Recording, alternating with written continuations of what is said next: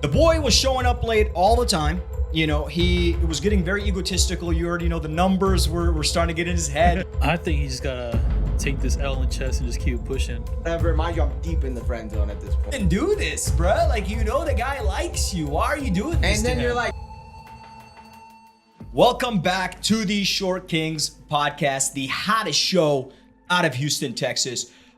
You're looking right next to me. You're seeing unfamiliar face. This is my boy Arbaz. Yo. And you're probably wondering, where is Faison, right? Well, shoot, I'm gonna just tell him. I'm gonna just tell him. The boy was showing up late all the time. You know, he was getting very egotistical. You already know the numbers were starting to get in his head. He thought he was the guy. And so we had to have a conversation. He paid for his portion out, and we had to let him go. And that's why we've been off for a few weeks. But we're back. We're happy to be back. And no, I'm just kidding. Psych. I'm back, bruh. We're back. And you can't get rid of me that easy. You can never get rid of me that easy. Where would this show go if I wasn't here, guys? To the ground. No offense. No. You know, I got a different haircut going. I felt like, we just need to take some time off and start vibing. Tell him about the inspiration behind your haircut. What made you... By the way, guys, Faison, we've been trying to convince him to try something new for like 7 years. He's had the same haircut since high school. Yeah, literally.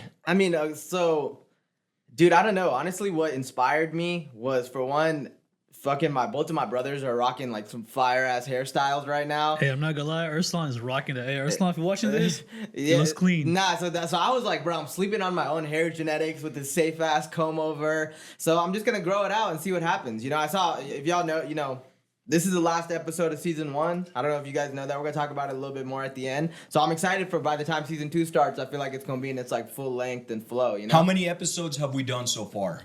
I was actually about to check that right now. I didn't want to look like a dumbass. Unprepared. You know what I'm saying? Unprepared. Very 24 episodes. Unprofessional. It's episode 15. Episode 15. Look, we're happy to clap have it up you for guys. it. Yeah, that's a big accomplishment.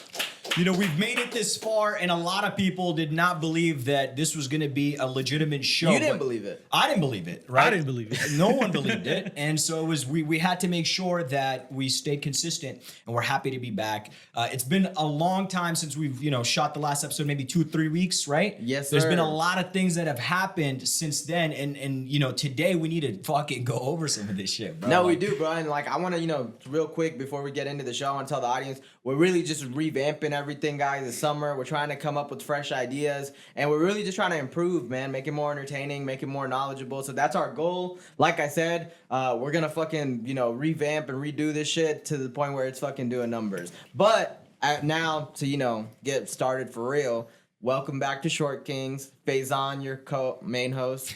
I got my co-host Ahmad here. And we have our second guest in the building. Yes, sir. Our boy, Arbaz. I'm going to give you the floor to introduce yourself a little bit. Give him a little background on your relationship with us and, who you are. What's going on, guys? My name is Arbaz, a.k.a. Arbaz Adventures. I've known Ahmad and Faison since high school, so 10-plus year relationships. We've been boys since, day one. Honestly, me and Faison actually had beef when I first met him, but I don't know if we're going to dive into that. Ahmad, he had just came back from Jordan. He had a freaking rat tail, but known these boys for a long time. What was that? 2000 what? When I had That was rat tail? 2011, bro. 2011. That's crazy. Hey, We thought the world was going to end in 2012. Yeah, it would have been a shame if you ended with the rat Arbaz tail. was one of the first guys I saw when I walked into class. I was like, that guy's a brown dude. I should be friends with him. And we had web tech class together, and I'm gonna be honest. They talked about the web tech class yesterday. That class is straight bullshit. Oh, yeah. Right? 100%. Web tech class is straight fucking I bullshit. didn't learn Literally anything. just killing time. I played cool math games. Yeah. If you remember Monkey Balloon, I was on that whole every day. What was that one where you gotta flip a Tetris, or you gotta flip the box into the hole? Oh, yeah, Tetris. Yeah, that was like my favorite. That was my favorite game. There was level 11 though that I could never beat. To this day, it haunts me. You know what's interesting? Us three actually tried to start a podcast before all together. The first episode was shot in my room. It had one camera. Did we even have mics? I don't even think we had mics. No, we were using our phones. No, I did get mics from Amazon. Oh yeah, you did have mic. I did some cable work. I don't know how I made it work, but we did have mics. We tried to shoot an episode, but the point is, I'm happy that we can finally get it done. We're the trio. We've been the trio all throughout college. We were the guys that when we walked into the room, people wondered, how can you have 3 handsome studs to agree to this friendship and be able to get along knowing that each one of them is a problem? Well, 2 of them. I'm not gonna lie, I'm not hyping us up right now. People looked at him and he was the problem, if I'm being honest. Every time we went somewhere and somebody was like, your friend's handsome, I'd be like, We already knew which I'd be like, friend. who? They'd be like, what's that guy's name? Wolfie? I'd be like, all right, shut up. That's bro. not his name, brother. Don't even get me that started would be on the first Wolfie. thing that pisses me off. Dude, are we like, okay, to the audience, am I just going to go by Wolfie or Ahmad? I think Ahmad, right? I mean, you're 27, brother. Yeah, I mean, yeah, dude, but 28. I don't 28 is think coming up. nicknames have an age limit. You know what I mean? Well, like, the thing is, like, that's your Instagram handle, but in terms of everyone that knows you, they call you Ahmad. Yeah, and I think on this podcast you get Ahmad. I don't think you get Wolfie. Because this is like a separate, Oh, yeah.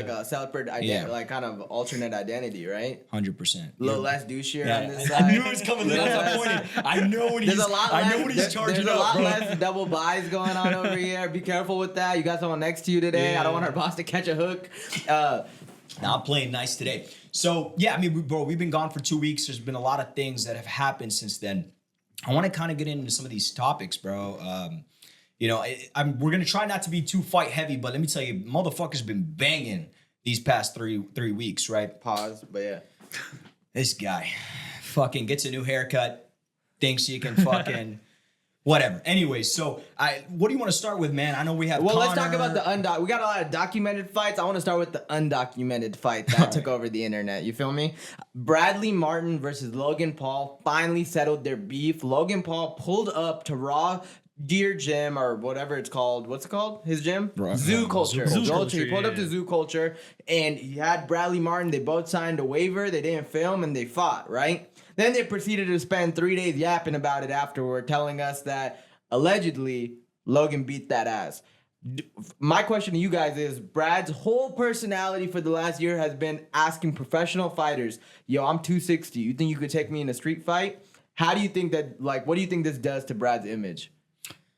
So I don't think it does anything to Brad's image. I think that's where people who have never gotten in a fight, then that's how you know Brad has never gotten in a fight. Because people who have gotten in street fights know that the second the street fight is over, win or lose, it doesn't fucking matter. You went out there, you bang, now you go home, move on. You win some, you lose some. That's how you know Brad has never been in a fight, because him taking the loss so like dramatically, even though it wasn't even on video, shows that like the guy's never been in a fight. And I'm gonna be honest with you, if I was 260, I would think that I can do something too. Now, what really stood out to me, bro, is like, you know, as much of a Karen Logan can act sometimes, he has these moments where it's like, bro, that shit is straight gangster, bro. Like, I'm not gonna imagine. lie, Logan stood on business. Yeah, with like that. you're running a multi-billion-dollar company, right? You wake up in the morning and it's like you have the opportunity to go take care of meetings, make more money. He's like, nah, cancel all my meetings. Today I'm gonna go fight Bradley, Mr. 260 pounds, and prove to the world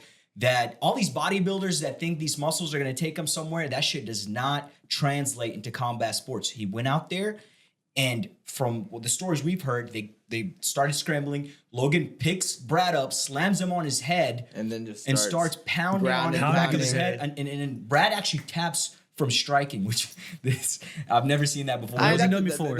You know, they didn't have a ref, so basically it was like a TKO. Yeah, like yeah. a ref would have came in and Which been is like, smart, because if you're getting punched in the back of the head, Yeah, that's like where your brain is. You Yeah. don't want. And Brad doesn't have much hair coverage back there either. There's no protection cushion. at There's all. no protection, straight skull.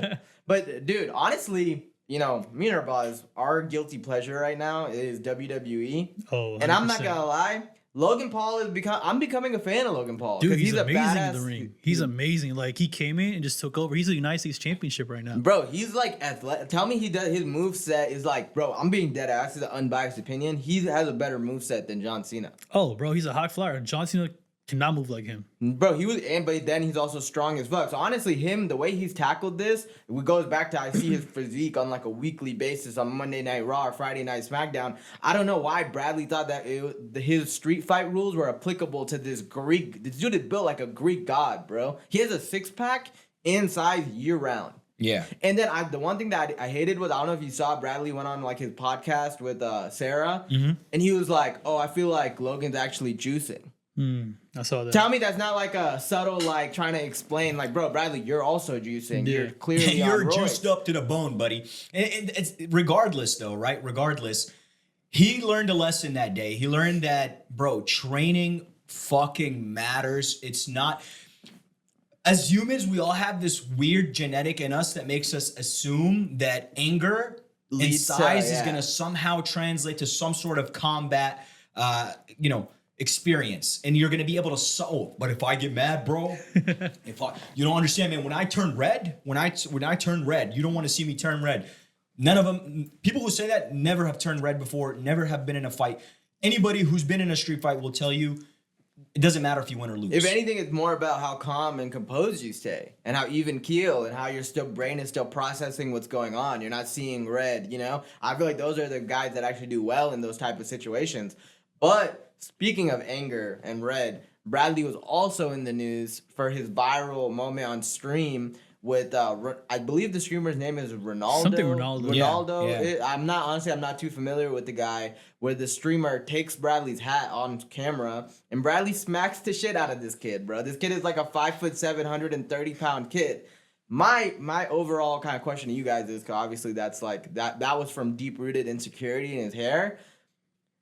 Do you think that, like, if your insecurity is messing with you that much as resulting in violence, that you should definitely take care of that? Okay, right? okay. So here's the thing. It was not just about insecurity about the hair, bro. Like Brad, everybody knows Brad's insecure about his hair. So what? He's a little bald. He doesn't like to, he wants to feel young, so he puts his hat on. The real reason he slapped the kid is because that kid's fucking annoying. He's known to be a troll. He is in Brad's gym. He disrespected Brad, took the hat off, and like Brad, the Nelk boys started this weird like trend that it's like cool to pick on Brad because he's the big guy.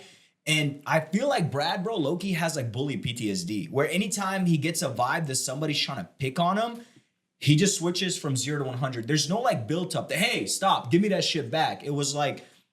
No, literally, give it back. No sound, boom. slap Yeah, that, and that's the thing, bro. That's literally bully PTSD, because he's like does not like the idea of this kid in his gym trolling the fuck out of him, and he just lost his temper for a second.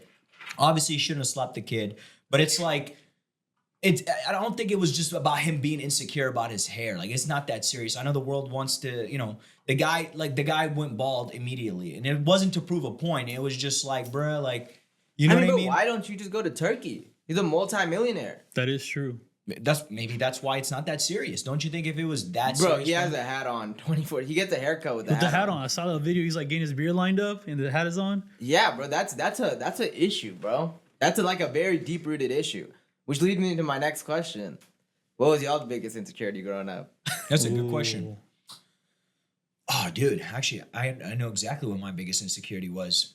My biggest insecurity in high school was being too hairy. Dead ass.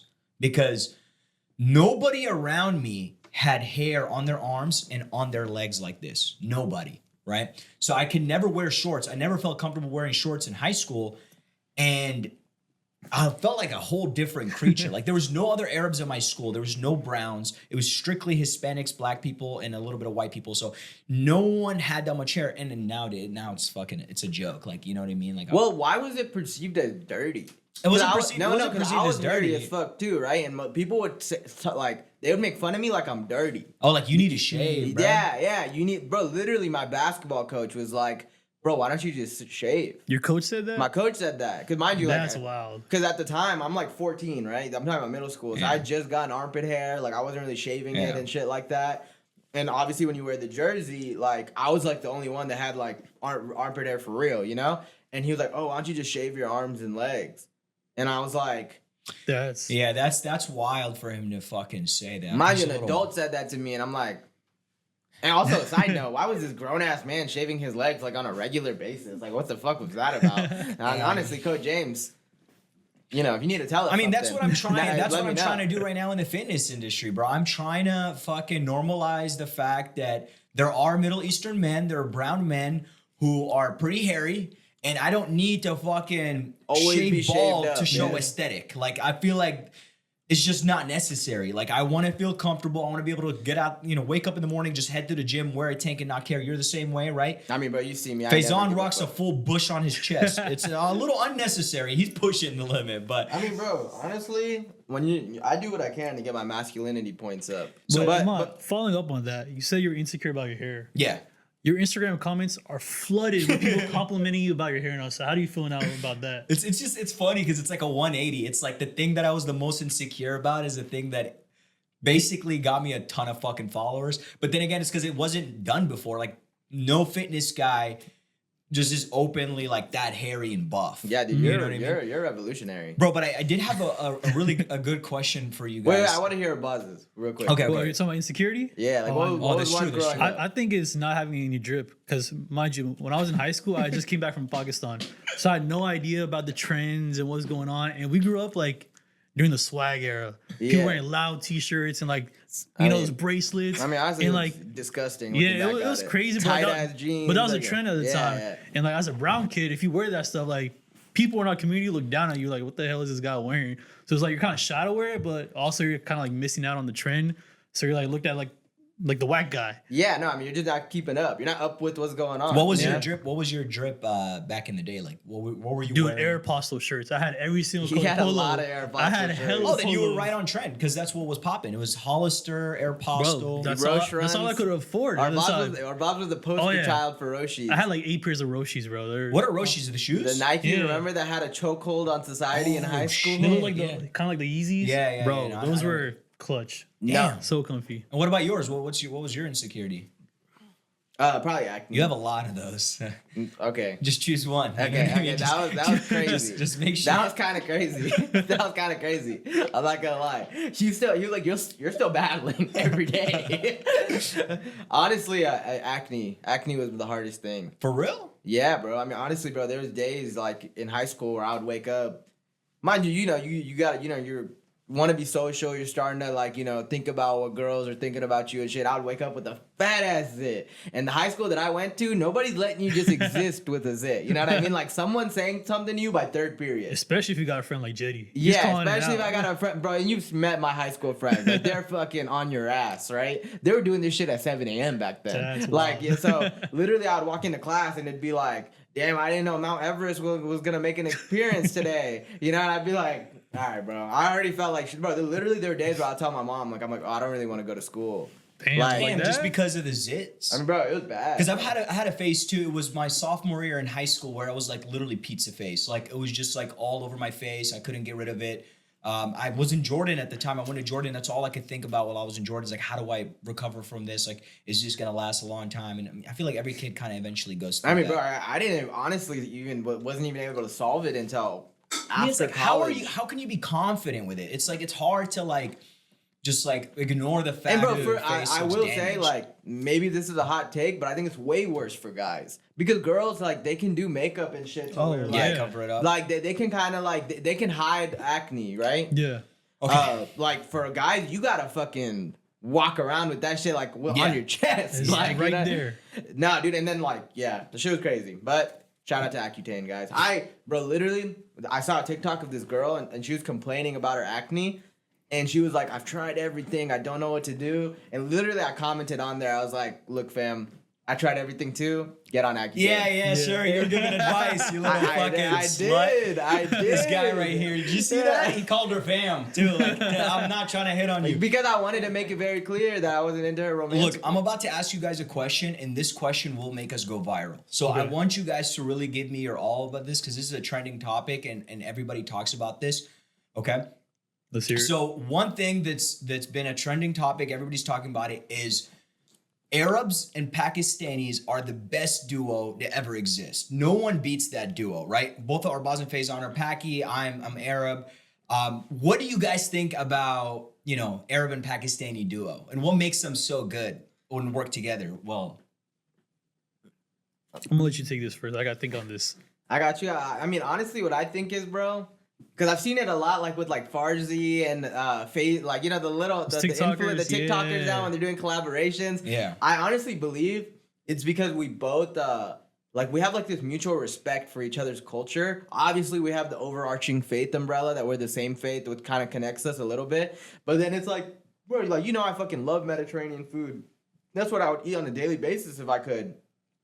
Same thing with you. You're always talking about how our weddings are like so festive and there's dancing and shit going on. I feel like we just admire each other's culture from a distance, Yeah. And now that we have the American kind of twist added to it with like our generation, I think it's created a fire duo lineup. That's a good point. I think basically in America, right, brown people are the closest to us when it comes to culture, right? And so when we developed as an Arab, when you develop into the American culture, and when brown people develop into the American culture, we create the same personality. It's the same personality, right?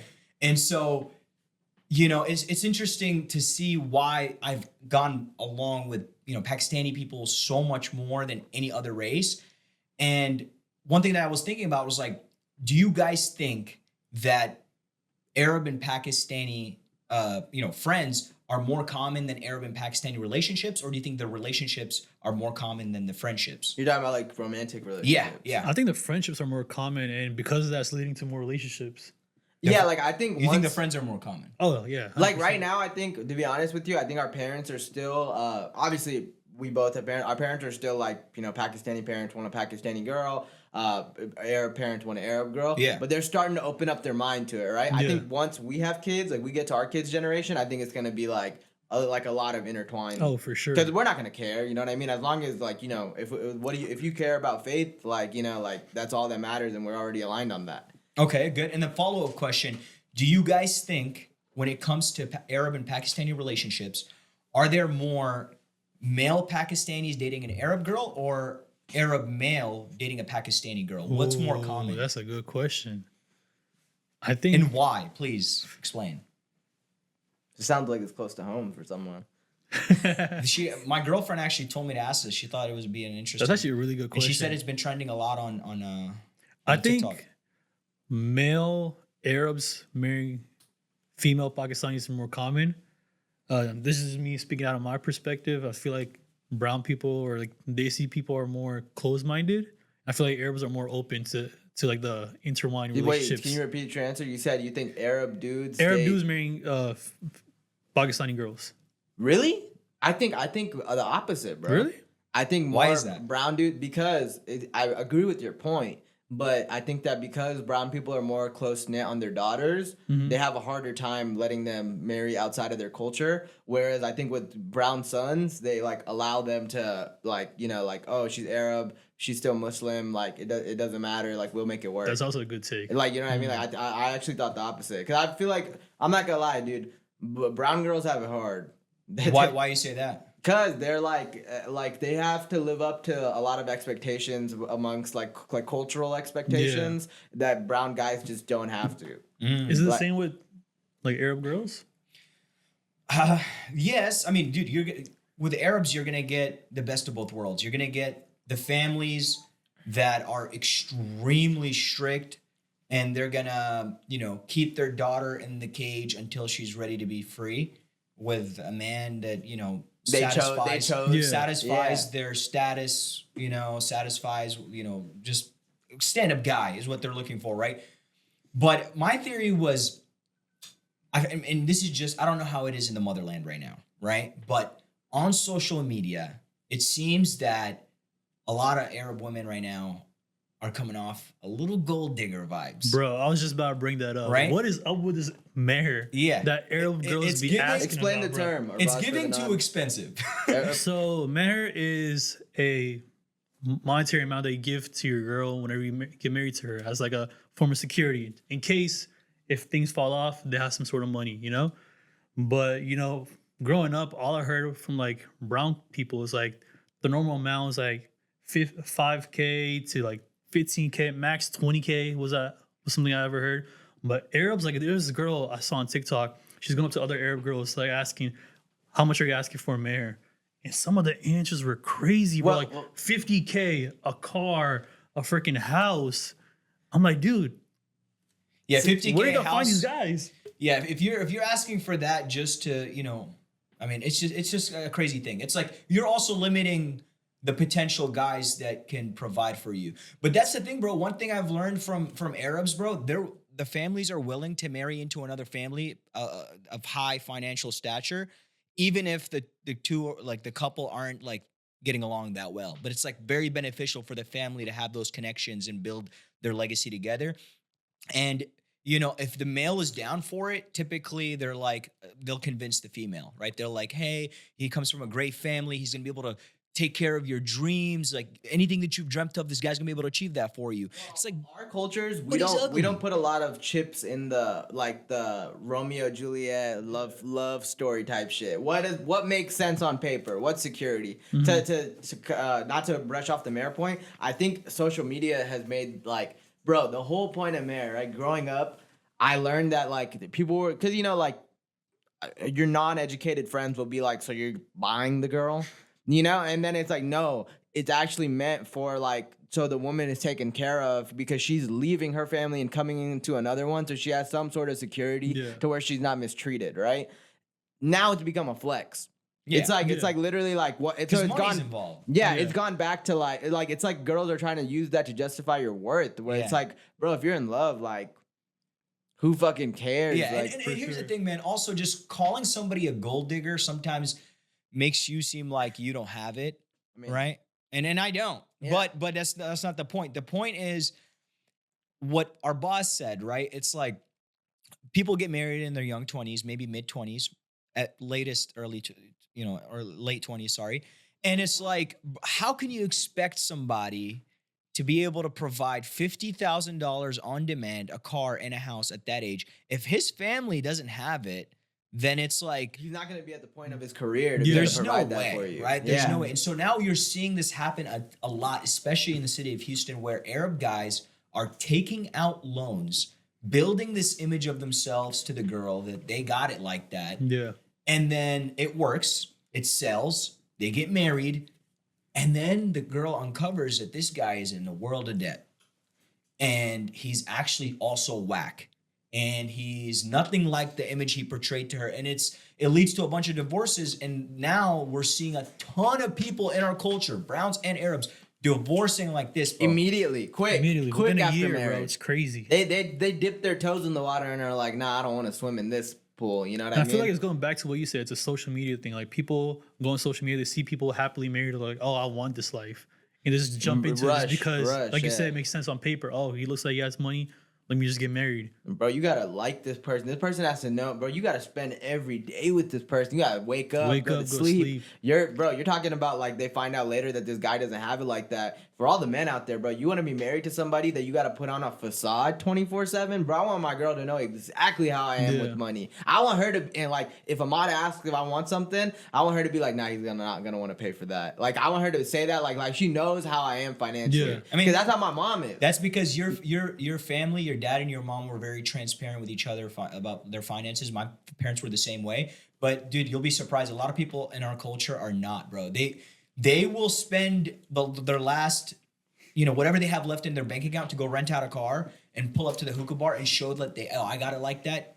Rather than just spending that time and money to invest into something and actually try to make the money. It's fucking pathetic, bro. It's honestly pathetic. But it's like, man, to each his own. Like, some people realize that it's easy, think about it this way. When if I go rent a Lamborghini and I drive around, right, with it, and everybody's looking at me like, oh, this is a young stud, and I get to feel like a young stud in the moment, I realize, hey, man, feeling this way was a lot easier than working so damn hard to get there. And so then it's like, then you start chasing that feeling and you're like, it's a lot easier to just go rent the cars. It's a lot easier to just lie to people and tell them I'm an engineer when I'm not, It's a lot easier. I am an engineer. I have a degree as an engineer. I felt like that was a subtle. Okay, I don't work as an engineer. All right, you're twisting my arm. Hold on. It's not got the same degree. Yeah. What the fuck are you trying to say? Yeah, that was not a subtle jab. But the thing is, you were also supposed to be an architect. I was supposed to. Yeah, what happened to that, buddy? And I worked as an architect for a year. What engineering projects did you work on, buddy? I did work on some engineering projects. Okay, tell us. Nah, but not to get off track. Like for real though.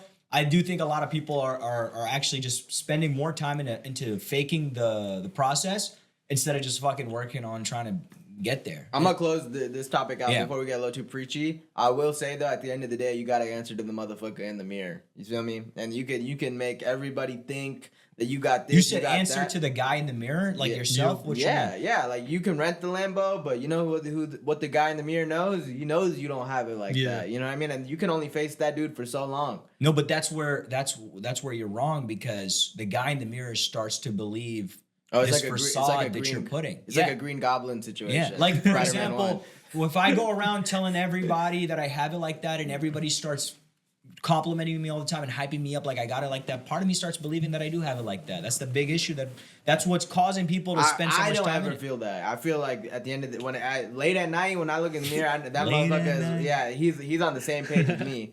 I'm never He's like, we both know we're whack. yeah, no, like bro, like literally, like you know, like even like with shit like working out and shit like that, the motherfucker in the mirror at the end of the day is like, you know, you cheated on your fucking diet the last 3 days, bro. It don't matter if the shirt's still fitting. You know you're expanding. Like, but yeah, before we start, let's stop giving advice to all the bros out there. 'Cause I feel like No, I just thought it was an interesting topic. no, brother. it was. It was a a great good topic. It was a great topic. But like, I just feel like, you know, like we've had enough of it. Bro, so another thing that happened, we're gonna steer this back a little bit. Honestly, we took a large tangent there, but a fight that there's been a couple things that have happened in the fight game that I want to touch on before. Cause we started with the internet fight. Now let's talk about some real fucking fights from some real fucking fighters, right? Tank versus Frank Martin. Tank is building a legacy, bro. Night. Night, freaking putting lights out. Bro, Tank is 30-0. Where are we ranking Tank? Gervonta Davis, Tank Davis. Where do you guys rank him right now in terms of all time as a boxer? Because at that weight class, he's starting to get up there for real.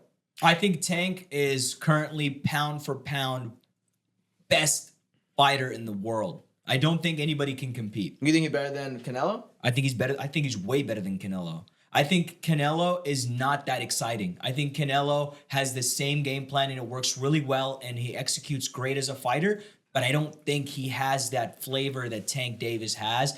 That spark that at any moment this can end with one shot. I think Tank brings that to the table. It creates this most interesting and inviting. It almost feels like an execution. It gives you that image or that thought that everyone had when we'd see Mike Tyson come out. It's like, don't blink. Because if Tank understands you within first round, second round, he reads you. He knows studies you, bro. He studies you, and then he's going to execute you round 4 or 5. And it's just so interesting watching his fights now. The beautiful thing about Tank Davis, and I think this is what's gonna sell for him, because he like kind of loses those early rounds, every single one of his fights have the same viewer experience. You're watching, right? You get to round 2, you get to round 3, you're like, yo, Tank's kind of down on the scorecards. He starts getting touched a little bit. Yeah. Right? Like, and then you're like, wait, is Tank gonna lose? You start sitting up straight in your seat. You're like, is this it? Is this the end of? Because you know, whenever somebody's that great, you want to see them lose. You want to be watching when they lose, right? And then you realize the whole time he was making that fighter think that jab was connecting because he was setting up a uppercut that was gonna come from fucking hell, and he's gonna connect, right? And lights out. That concept of that viewer experience of like putting you to the point of you think he's gonna lose, and then he always comes out on top. I think that he's about to start doing numbers, bro. This is going to be a tough or a wild take, but I think that he's better than Floyd Money Mayweather. I think he's on the same path. He's on the same path, but I think he's better than Floyd, and I think that he's gonna achieve better things than Floyd because he's the first boxer to have everything in the arsenal. He has the speed, he has the power, he has the facade, the image, the money. He's the culture is behind him. You want to see him lose, but you also there's a fan base that really want to see him when he has everything in his arsenal, and it's. I think that he's going to go down as pound for pound best boxer to ever walk the face of this earth. I mean, bro, I'm not gonna lie to you in terms of that. It's hard for me to put anybody above Terrence Crawford right now because of what he did to Errol Spence. But that shit was like a year ago. It's starting to expire a little bit. Like he needs to take another fight soon. They're saying that he's gonna try to fight Canelo, but we'll see if that actually ever happens because everybody says the thing about boxing is they they just say fights are gonna happen. But you brought up Floyd. You know Floyd and Tank are beefing. I mean, bro, it's hard not to beef with Floyd. Floyd is just the OG grandpa that is a little harsh sometimes. He says out of pocket shit. And I mean, we saw this happen with Floyd and his dad, right? Like, Floyd would always butt heads with his dad because his relationship with his father was always like that. It's like the hard truth. Even if it's going to hurt your feelings, I'm going to say it. And sometimes I might not say it to your face. I might say it publicly. You have to hear it on the news or on some channel. And it's for a guy like Tank to be up where he's at and having to hear the OG guy that's helped him from the start say something negative here and there. It's like it's gonna stir up a little bit of beef. So What did he say? I saw a tweet. He actually released Devin Haney versus Tank Davis old sparring footage where Devin Haney got the best of Tank. Okay. But like it's sparring, right? Like they they probably have done so many rounds together. They've like, grown up in the game together. And it was just like kind of like unnecessary to do because it made Tank look weak. And it's once again like training footage is meant to be training footage. Yeah.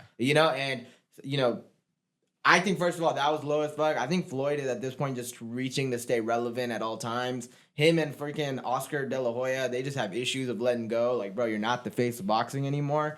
But speaking of Devin Haney, I don't know if y'all saw, officially, no contest. Ryan Garcia suspended for a year. Devin Haney's going to get his record back. Yeah. Do you think that this kind of gets Devin Haney off the hook for his performance? I don't think so, bro. He got dogged in that fight. He got dogged. Yeah, that's one thing we'll never forget. And every year I'm gonna make sure that it pops up on Twitter again.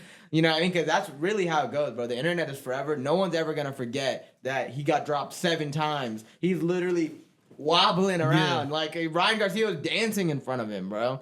But I will say, I don't think Ryan's whole psychological thing was an act. I think he's still going through an episode.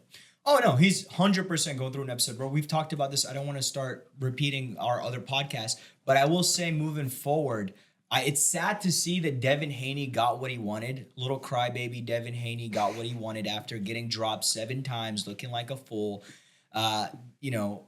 We said this before. There's not a pill or a steroid that Devin Haney could take that will ever get rid of those pillow hands. And the guy is a good chess fighter. He'll play chess, but I'm not here to watch chess. I mean, like, you know what I mean? The majority of the audience want to see violence, right? There's a reason why we love watching Tank. There's a reason why we like watching Canelo, even though he has the same game plan, because he's going to still bring violence. And I just don't think Devin Haney brings violence. I think Devin Haney is just a mediocre fighter. And I'm saying at a high level, though. Like, he's still one of the best boxers in the world, but when you put him up against the other best fighters in the world, he appears mediocre.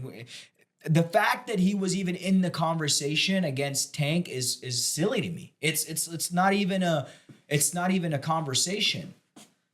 Yeah, I mean, bro, those guys are all gonna end up fighting each other, and we're gonna fucking find answers. And who do we have to thank for? Mayweather, as much as you're saying it's slow, the guy is fucking. He's creating the storyline for him. He's like, he saw the narrative was getting a little dry. He was like, let's drop a sparring. He's playing sides. He's creating allies and enemies and recovering relationships and then recreating beefs, and it's just making more fun out of the sport. I think boxing needs that right now.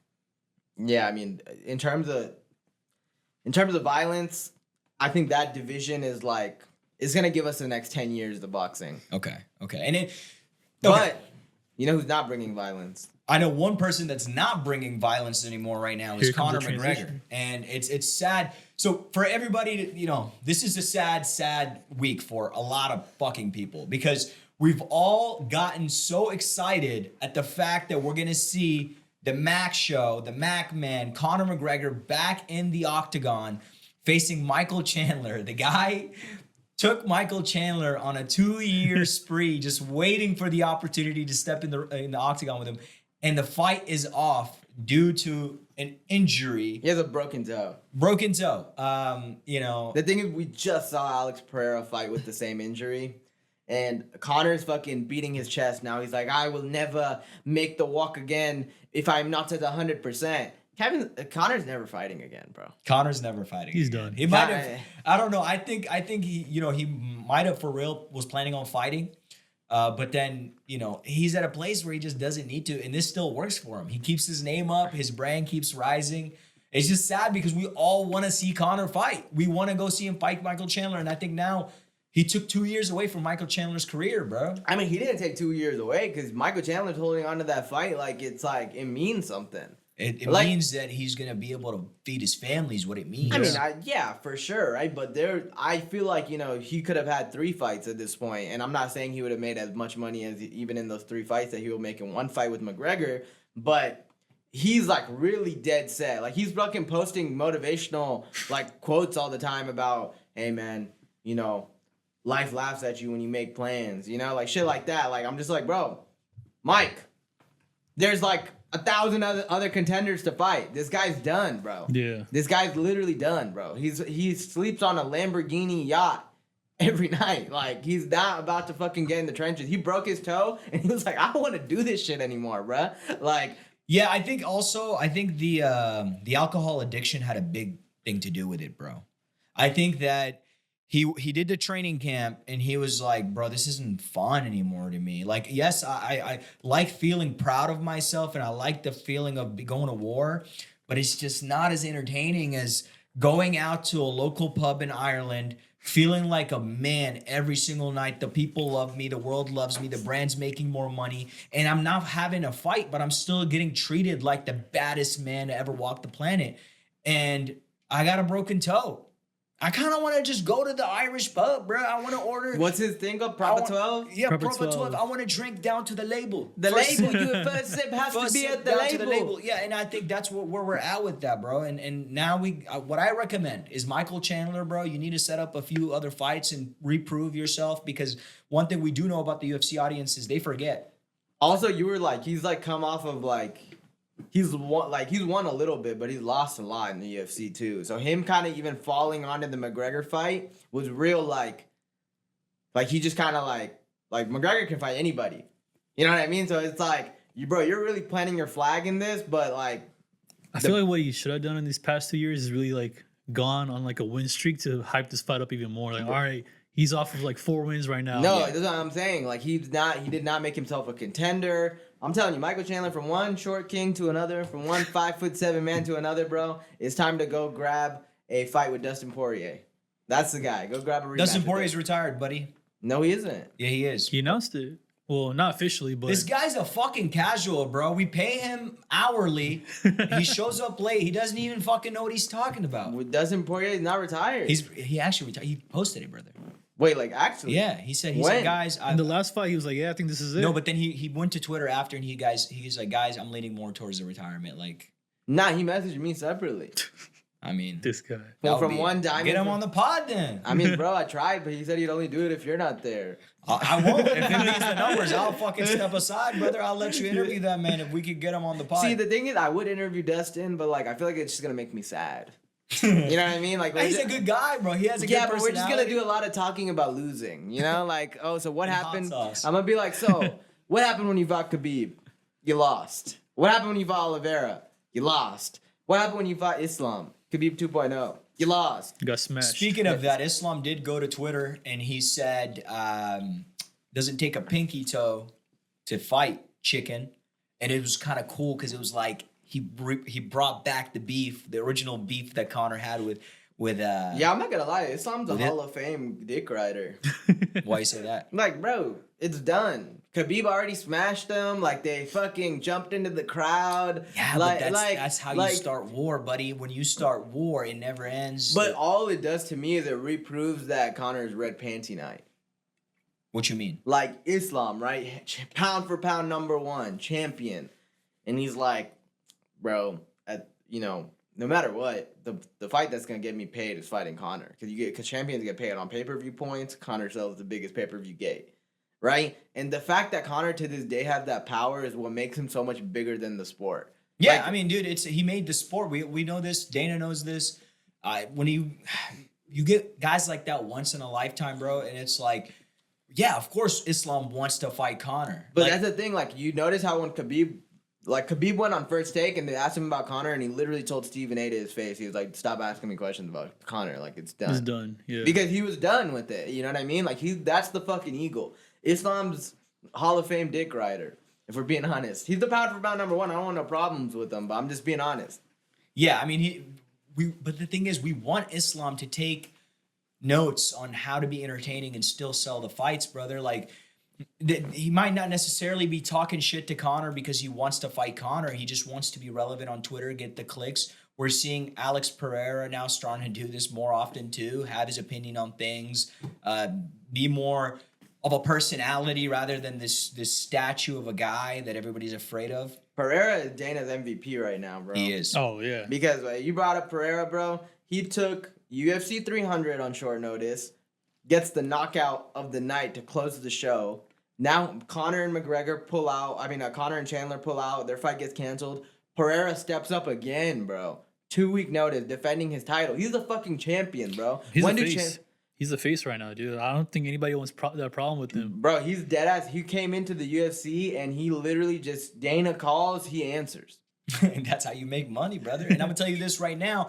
I'm not excited for his upcoming fight Against Yuri? against Yuri. See, this is why people don't respect your opinions about fighting. Bro. Are we gonna do this now? The whole casual shit. Like, we're both casual. You know No, what I'm but saying? like, see, that fight that's the fight to make, bro. That's a good fight. It's a good fight, but it's like, if I'm gonna be honest, I'm watching it because I want to see Alex Pereira fight, not necessarily because I want to see him fight Yuri. Yeah, Yuri. And it's because we saw the first fight. It wasn't that interesting to me, bro. Like, it was, I don't know. It just wasn't. And I feel like this time around, it might be more interesting just because now Alex Pereira has more experience under his belt in the UFC. But it's like, I don't know. It's just not. It's not something that makes me want to tune in to the content that comes before the fight. If that I don't makes know what sense. he's talking about, bro. Every time I see Alex fighting, I'm tuned in because I know he's sleeping somebody. No, and like, bro, You're just honestly, watching it. as a fucking user, I look like Once you again, know, that's what I said though. I said I'm not tuning in to the content that comes before the fight.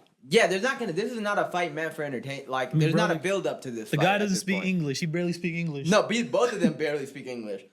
But as a UFC, as a true MMA fan, like you know what I mean? Like, You're not I- a true MMA fan, this bro. shit doesn't I really put apply this to you. guy on, bro. I used to watch UFC when it was on Spike. It was when I first got. I didn't cable. even know you That was back when then. Forrest Griffin was the fucking champ, brother. You know, and I had to, you know, this guy was watching basketball. This guy was bouncing balls around while I was watching Pause. dudes bounce heads off the canvas. You just We're stole too- that we're line. built- you stole that. we're You're built stealing. differently, buddy. You're literally stealing this line Tell me from that shit was Conor I felt McGregor. hard as hell saying that shit too, bro. Yeah, I felt Look hard at as you fuck. plagiarized that shit though. Okay, fucking English teacher. I mean, Over bro, here. like, and you see how I remember that because I'm an OG UFC fan myself. That happened like 2-3 years ago. No, it didn't. It happened 10 years ago. Damn, bro, he's Yeah. getting 10 years? old as Yeah, that was when Conor was in his actual peak. Yeah. Because that's when he posted. You know whose jersey he was wearing? Who? CJ Watson. Damn. And this guy, Draymond Green, was like, bro, we're rocking with Floyd. The boy said, I don't know who the fuck you are, mate. Yeah, but he was like, you know why I'm wearing this jersey? Because I dribble heads off the ground. You know what I mean? Bro, but one was Floyd and Conor 10 years ago. Damn. That's insane. Yeah, it's been some time, bro. But yeah, I mean, what else has been going on, dude? Have we been fight heavy a little bit? Should we Yeah, we've been pretty yeah, fight let's heavy. let's bring it. I mean, let's make talk it fun. about, speaking of stepping on next, though, I'm not going to lie, bro. It's Kendrick Lamar's world, and we're living in it. Because he had a concert in LA called Kendrick and Friends, and he played Not Like Us 5 times, bro. Literally the video of the crowd doing A minor. Yeah. I'm not going to lie, bro. I don't think Drake's ever been this down bad. Yeah, I mean, dude, Drake played it at his show as well. He played. Nah, Not I think Like that Us. was like a. No, Was it AI? fake- yeah, it was like They a fake got my video. ass. I was really, because low key that would be funny if Drake played. I think that's step number one for Drake to recover from this. Drake has to play Not Like Us at his own concert. That's admitting defeat, though. But who cares, brother? No, I don't care. Like, I Do you agree. think Drake cares about defeat? I think that this is I feel like this has taken like a life of its own. It's like I don't think it's ever been as unpopular as it is right now to be a Drake fan. That's a really good point. Yeah, because liking Drake was like it was like obvious. It was like you ask somebody what's their favorite artist, and they'll say, "Well, of course Drake." That's how every fucking conversation starts, and then they'll say Travis Scott or whoever. Yeah, else, so right now, say you like Drake. This is the reaction you get. Say like you like Drake. Dude, I love listening to Drake. Jersey. Okay, this guy. That's the vibe on Drake Yeah, right now. yeah. Like, oh, your music. So you like little boys? Yeah, That's you like Billboard Top No, 100. you know. Yeah, it's- like dude. All I'm saw- saying is, I saw a video of the concert, and the comments were like talking about all the players and all the celebrities that were on stage. And the entire topic was this wasn't never about Drake versus Kendrick. It was about, the culture versus, yeah, bro. Like, what's going on these right guys, now, trending these topics. guys are dancing to this shit, bro. Yeah. Russell Westbrook, DeMar DeRozan used to be on the Raptors. The Bro, team he was that Drake's Drake boy. Yeah, him and Drake are like literally like Drake has mentioned DeRozan in songs. Yeah. Hold on, bring this back one more time. So it's the culture versus what? The Like industry. Industry. Okay. yeah, like basically like we're saying like like all those West Coast people that even at the past they clearly never really fuck with Drake like that. Mm-hmm. You know what I mean? And everyone's true colors are showing. I just think like my question is, what should Drake do to recover? What do y'all think should be his game plan? If you're Drake's Keep making PR, music. if you're Drake's PR person, what the fuck are we Keep doing? making music. I think consistency will always beat, true talent. I always believe that. If you and I, right, were, let's say we were, video makers, influencers, and you had the best equipment and pretty cool content, and I had pretty good content, less quality, but I was more consistent than you, I'm gonna beat you every single time because my stuff doesn't stop. My name is constantly relevant. My face is constantly relevant, and I will beat you every time. I think the only way Drake can recover from this is keep putting out hits. We have a song. This summer needs another hit. If he puts out a few bangers here and there, bro, I promise you, people forget. We live in a world where everybody has peanut brain, TikTok brain, and we're just looking for the next hottest thing. And what does this do to Kendrick? Like, what's the point? Like, okay, what's the point if Kendrick just disappears on you guys again? I know when our video went viral, a lot of people's feedback was like, see, but when a guy is like that talented, he doesn't need to be that consistent. Like he can. It's like, but you're the listener. Like, don't you want to be entertained? Don't you want more content? Why is he limiting himself? Oh, but it takes time. Like, does it take 6 years to put out a song, brother? Or 3 years, or however long he was gone? What do you think Drake should do? I think he just gotta take this L in the chest and just keep pushing. Cause, think about the whole Meek Mill situation. Yeah, Drake won, but Meek still has that on his chest. Like, even though he doesn't put out music, I don't even know like when was the last time he put out an album. But I'm a Drake fan, and I'm gonna say, bro, he lost that battle. No, dude, they're making a Not Like Us music video. I Yeah. saw a video of Kendrick, they're making a Not Like Us music video. They're performing a concert. Allegedly, Kendrick is leading this into an album.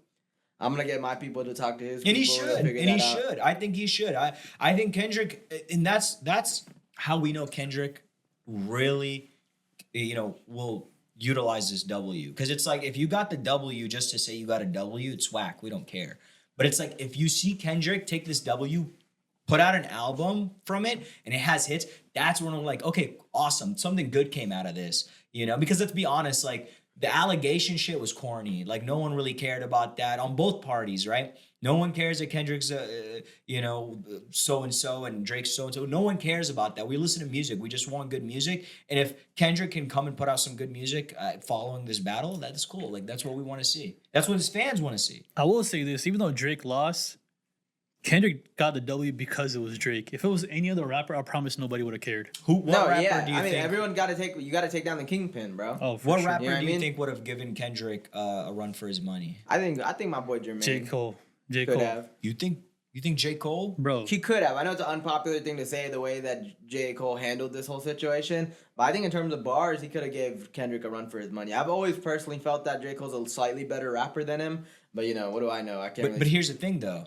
Not Like Us wasn't just because of the bars. It was because it was a good hit. Catchy, yeah. Yeah. It was a good hit. Do you think J. Cole could have put out a hit that was extremely catchy? Maybe not. He's always struggled with that. I will say he's always struggled with catchy. It's because he always starts preaching. Lyrically, he's like the GOAT. Yeah, but yeah. as far as bangers, I don't know. I don't know if he can put out a banger, especially at this day and age when he's so like zen. You know what I mean? Speaking of music, what do you guys think about Will Smith putting music back out and actually like putting out a few hits? Will Smith put music back out? Dude, I heard that he did, but I haven't heard. he any of the released a songs. song called Miami that is like has I kid you not, it gives off that like Snoop Dogg West Coast like vibe, and it's almost become right now like literally Miami's theme song.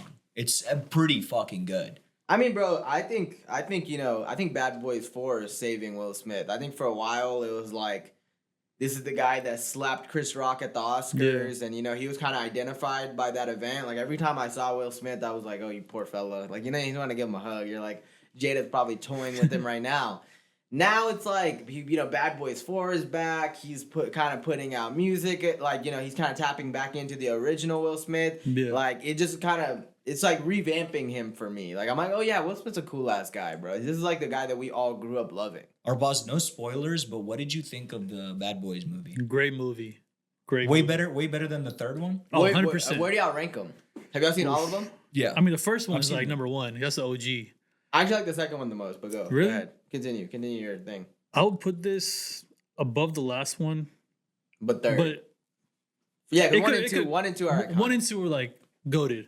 Yeah. But I'll rank this as number 3. But great movie. Yeah, I'll Shout out put two Reggie. number one, right? Yeah, two is number number one, one then not number, one, yeah, one, the first one is the number 2, and then it might be the fourth. Yeah, the fourth movie might be yeah. number 3 based off of what you're saying. I still have yet to see it, but so then I'm guessing what I'm assuming is the album that Will Smith came out with was probably the soundtrack for the Yeah, Bad Boys 'cause 4. I think it was in Miami. was in too. Miami. Yeah, they had like a commercial with Messi in it. Yeah. Bad Boys. Bad Boys. Bad Boy. Bad Boy. Hey, Messi's never gonna beat the allegations. Nah, it's he knows what it is. You know what I mean? The guy is He's really overcome. soccer is his thing. That's it. Don't, He overcame against all odds. You feel me? no, it's hard to believe, bro. Cristiano Ronaldo back in the day was doing everything. He was the first like world influencer the guy was an underwear model, a cologne model, soccer, a clothing model, just a whole personality. His ego was just, dude, you would see kids all around the world, not just mimicking his soccer style, but his persona as well.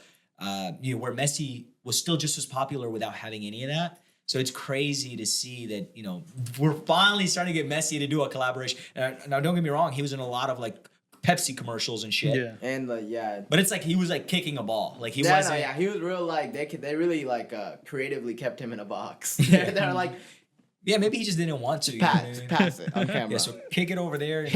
That's it. You saw David Beckham tried to follow in Cristiano Ronaldo's footsteps with that. We saw Neymar do the same thing where he's like, because soccer players naturally have the physique for the modeling shit. Oh, yeah. You know I what mean, dude, what is going on with every soccer player having perfect hair? yeah, like- and it's like- like even when they get like dogged out in the game. The Euros is on right now and Copa America, and I've been watching soccer, and it's like literally these motherfuckers are just walking around, right? They're just jogging, and it's just perfect hair. It's falling. It's Like falling. every follicle No, and is it's like falling so. like perfectly, bro. They head it. They're like, you see the slow mo video, and even in the fucking action shot, he's like. And there's fucking like sweat flying and 3 hairs, and I'm just sitting there like.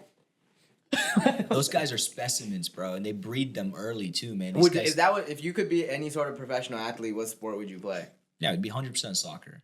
Really, I'm surprised you didn't say MMA. No, dude, MMA. like, Don't think of the financials. It's what would you? not love even to thinking do? about financials. It's just that sport would, by the time you're 30, 40, you're risking CTE. Like it's just not. You can get hurt. You could die in that sport. Like the thing is, being a combat athlete is like probably the coolest thing, but not as much as soccer will. Like soccer athletes worldwide are treated like on another level, bro. You're playing for Real Madrid. You walk into a place in the UK or London, dude. Or even in the Middle East, this guy plays for Real Madrid or Barcelona, bro. Come on, I feel like I'd play on Man U, to be honest. you'd be a Manchester United. I'd be a kinda guy? Premier League guy. What do you think our boss would be? I feel like he'd play for like Fulham Chelsea? or some shit. You He's know? a Chelsea guy. Tottenham Spurs type shit. You think like the regular people on those teams get treated the same way? Like just the same as the In stars? Europe, soccer's huge, bro. Yeah. Like they would get like they all get treated like NBA players get treated in the US. Like Bro, everyone's pretty tapped in. With Those them. so it's so popular that you start getting treated as a celebrity when they give you the chance to try out. So like if a guy will go around saying, "Yeah, like I have tryouts with like Barcelona. Real Madrid," people are already like investing in you to want to be like close to you Yeah. just in case because they're like, "Oh my god, these guys." hurt each other. The fans literally physically hurt each other. It's such a passionate sport. I don't think any sport is as passionate as football. What about you, know. Arbaz? Like, if you could be any professional athlete of your choice. So you grew up, you woke up, and you were completely different. You had some athletic capabilities. This Why guy is always really- does this on the fucking show, bro. Hey. Put your He's fucking not T-Rex athletic. ass arms over there, fucking commenting on fucking I know you're not athleticism. talking about arm length, bro. You 70% bicep. You got no forearm. That is true. I don't know what to tell you. I know. Honestly, I was gonna say basketball, but after y'all's answer for soccer, You're more of a global star, right? I want to say cricket. Damn. Yeah, I mean, cricket's been going off lately, Dude, man. like cricket's been going You crazy, really become- and I feel like that's the sport where like you get injured the least. Oh, you don't get injured in that. They got tea break. You're just on the field waiting for. they actually got tea break? Yeah, they have tea break. There's no fucking Just way. kidding. bro. I swear to God, they do. Since when? When they play the full match, like not the T20. Cricket has tea breaks. Like once one team's done batting, they have a tea break. That's the halftime. softest That's shit I've ever halftime. heard. That's not tea break. That, I mean, they can have tea during the They call halftime. it tea break. That's- I swear I- to God. I I guess swear it's to cool. God. I'm not No- making this up. No offense, it sounds just a lot softer when you say tea break. No, that's what I'm saying. Like, you know, like I mean, it's halftime for sure, Yeah. 100%. So you play cricket? I play cricket. I mean, you could do that right now, bro. The Team USA team, Hey. the guy, this shit, Bro. they're gonna, bro. Someone start the documentary on this shit, though. Insane. real. Insane. Bro, biggest upset in cricket history, bro. These guys on Team USA cricket, bro. It's not even a funded organization. This dude's a software engineer at Oracle. Imagine the movie about this motherfucker where he like tries out for the team, but he's like an engineer. They go and play Pakistan, who's like a top 3 team in the world, and they fucking win, bro. Beat them, bro. And I did some stalking. I looked this guy up. I don't remember his name, but I looked him up on LinkedIn. This is like right when they won. He had 1,000 connections on LinkedIn. Probably more now, but last time I checked, over 100,000 connections Wow. on LinkedIn. No, bro. Oracle needs to give this man a raise. I'm telling you, bro, Netflix, if you listen to anything I say, I'll play the lead. I can play the lead of this guy. You just gotta act like It just a- depends if You do look Imagine, bro, Indian. this guy had to take PTO for this he has game. to have like. How does he look? Does he have a specific height? Because He looks like Fizan, like, We you have know, some- like he does Indian. look like Faison Indian. Yeah. Yeah. Then I you mean, could dude, definitely like play I him. am half Especially with that Indian. hair Does he now? have an accent? Oh, yeah. Dude, I've never heard you do an Indian accent. Can you give me your best Indian accent? I don't know how to do one. Actually? Yeah, I only know how to do Hispanic. Yes, we're not gonna do it, but Faison has like the best Hispanic accent. But not an actual Hispanic, like not Spanish, like like Hispanic Latino, speaking, like yeah. American Latino. Yeah. Yeah. But that's because we're from South Texas. Honestly, I don't have a great Indian one. I always try to do British because I watch a lot of Harry Potter. You know, bloody. Don't do that. Bloody shit. hell, Harry. Draft that. Listen, I want to get some Wolfie like that clips off, so I want to ask some June questions. Wait. Don't fucking wait with me. Let me continue what I'm about to say. I was gonna set you up, but all right, go ahead. So yeah, because I don't want to just talk. I want to have a conversation. That's what talking so is. obviously I've been visiting like a few gyms on my own, bro. And like one thing I've noticed is when you're the new guy at the gym, for some reason the whole gym has an agreement and they can feel that new energy when you walk in. Why is it that when newcomers come to a gym, everybody that's there is like staring them down and checking? Do you think it's like they see them as a threat? Or do you think they're just curious because they've never seen that face before? I think with you, you perceive it that way because you're a very loud person. You 100%. walk into the gym, you see bright colors. He's got his chest. He out. got his chest You see a pointed guy at the with a sky. camera. He has and a you just camera. go. He's doing a double by every 30 seconds in between sets. And then he's like, why do people keep looking at me? Maybe you're right, because Alpha Land right now in Houston is the only gym where it doesn't matter, like a new person can come, that no one cares. Everybody's doing their own thing, working out. No one turns their head, like no one cares about anyone. Everybody's in their own little world doing their own little thing. And I just like wish every gym was like that.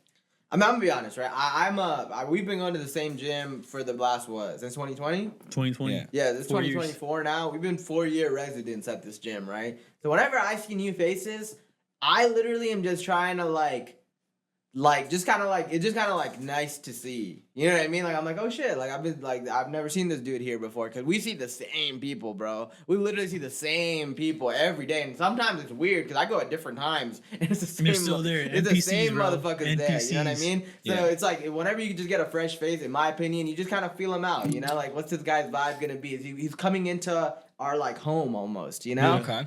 And what do you guys think right now is the best body part for a man to train if he really wants to appear fit and healthy and look good on camera or just in general for the summer? Back. Back. That's a really good one. Why you 100%. guys say back?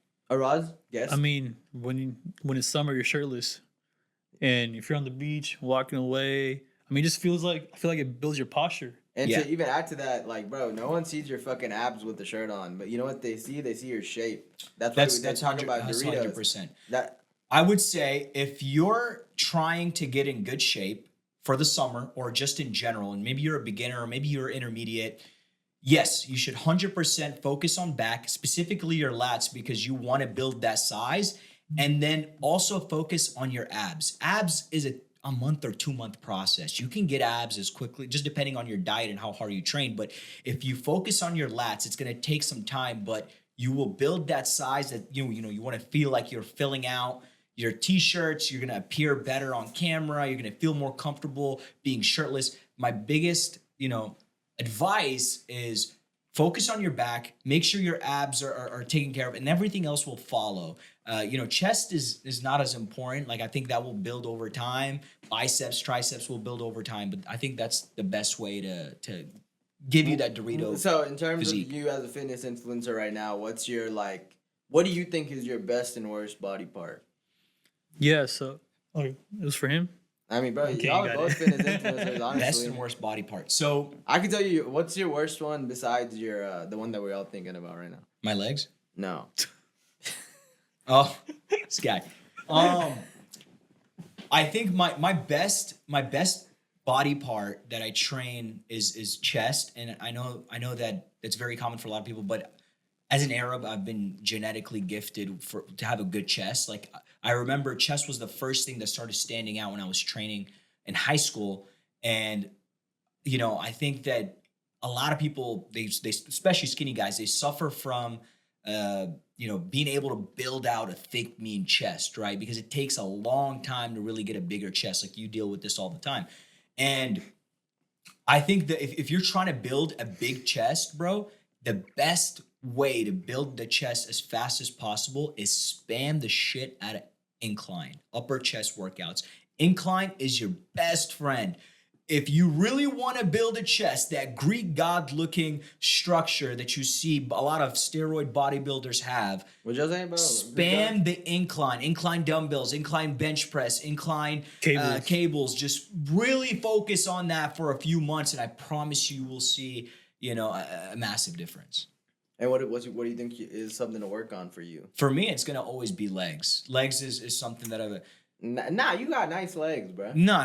Your triceps are the problem. I'm gonna be honest. You think it's my triceps? I've been working on my triceps and they've Yeah, gotten a lot. your bicep. You said triceps. You started flexing. Look, no, his bicep. they've gone a lot bigger His now. bicep is huge. Oh, You know what I bicep, mean? bro. My That's a biceps freaking I've golf kinda- ball. you Not know, golf ball. No. Softball. Yeah, your biceps are huge, but Which is crazy I think because- your legs are big too, bro. Triceps are they take up 2/3 of your arm, so it's like you gotta focus on them, but it's like they're a lot easier to get, so that's why I don't focus on them. I try to focus my time on the gym on the muscle groups that are the hardest to build out.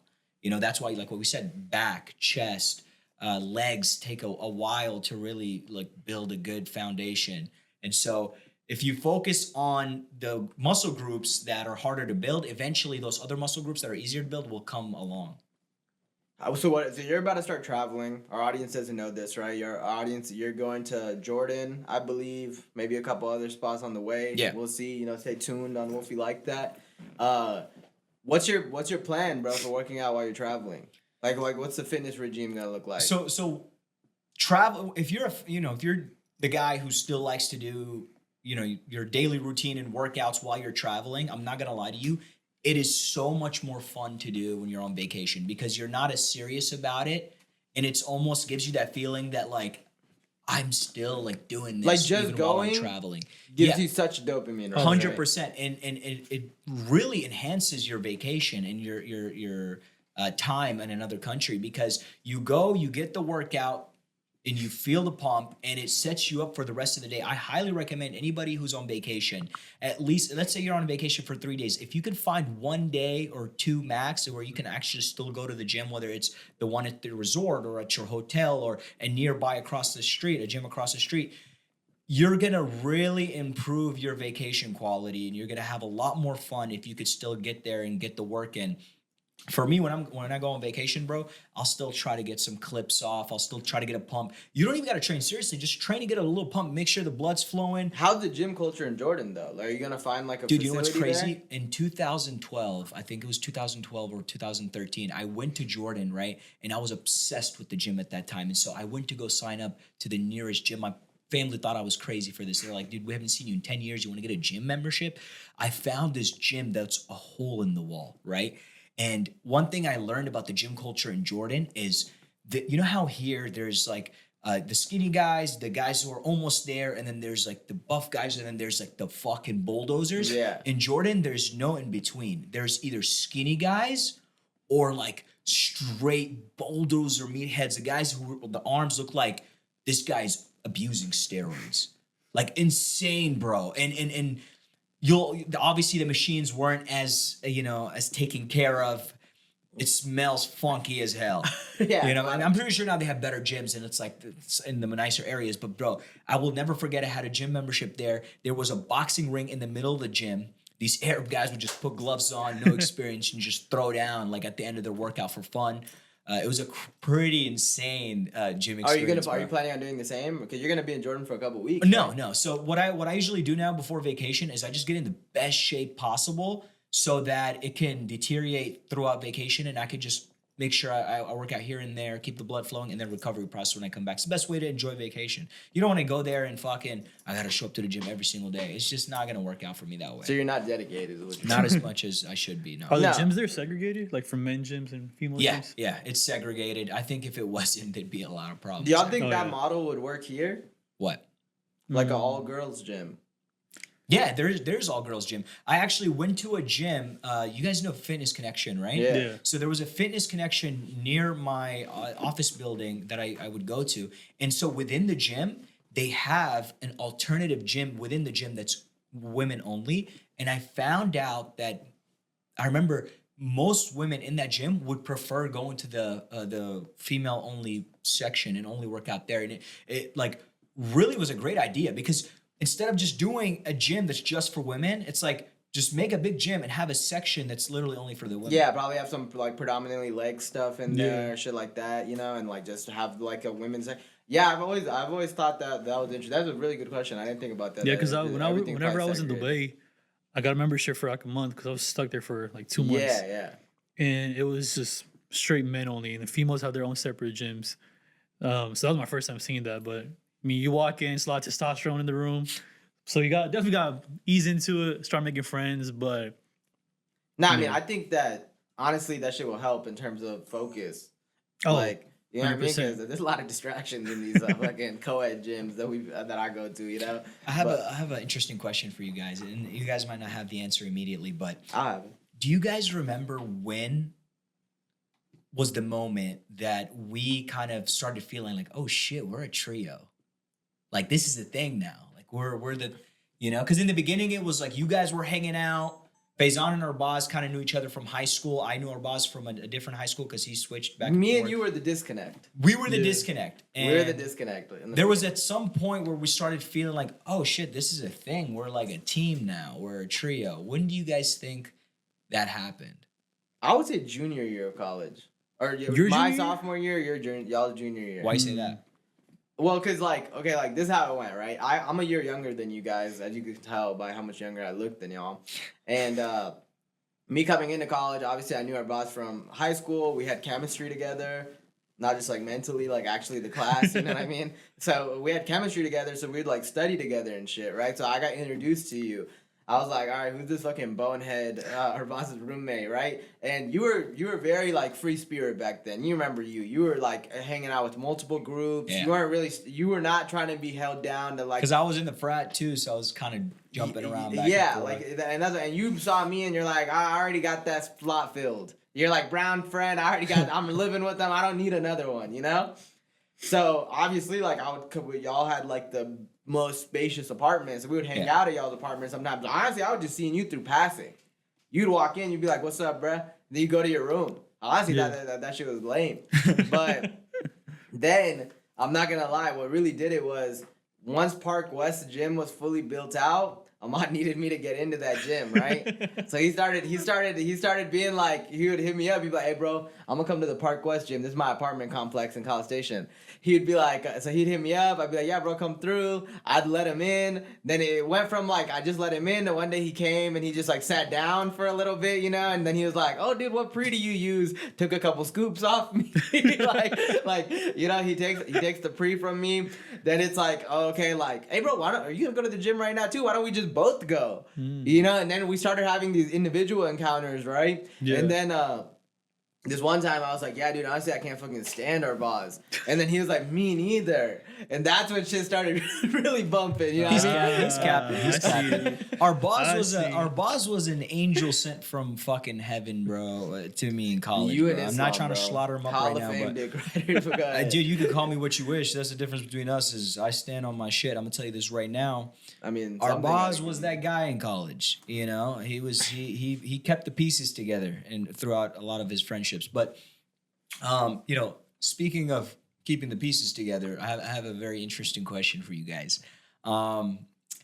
Think of a time that you felt like you lost your aura in that moment. Maybe you did something embarrassing, or you said something embarrassing, or just something happened in that moment. You felt like you had zero aura, like you were a scrub in that moment because of what happened. I want to give some context, right? So aura is like a huge trending thing on TikTok right now, mainly because Jason Tatum just won the finals, and dude is losing his aura because he's the corniest winner ever, right? Like he's not making anything original. All of his videos, he's just trying to recreate NBA legend moments. So yeah, we've all had those, but Arbaz, I'm gonna turn it to you. What do you think is like one moment in life that you're like willing to share, right? Where you felt like your aura went down a little bit.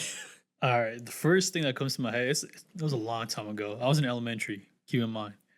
I had this neighbor, and she was like a year or two older than me, and I thought she was cute. I was like in third grade. She was probably like in fifth grade. And back then, I used to bike a lot outside. And I was like, you know what? I'm going to show off today. So I look at her, I'm like, hey. And I start riding my bike with no hands. I let it go, and I'm looking at her. Like you wanted her to see. I wanted her to see that I can ride a bike with no hands. So I'm looking at her, I'm like, hey. Boom. Straight into a trash can. Fall, bust my knee. Into a trash? I thought you were about to say you hit a curb. No, a trash can, bro. It was Tuesday. That's next day. It was garbage day. Bro. What, bro? the I fuck? lost all my aura that day. That's so funny. I would have stayed inside for the next What made few it days. worse is I busted my knee. I started bleeding and I started giggle. And She that's didn't what- even ask you if you were okay? I had to limp back home, bro. Push my bike limping. Yeah, because once you fall off your bike, you don't want to get back on it immediately. Yeah, it's like I had to fall. It's like turning down but the it was music. I did the walk of shame.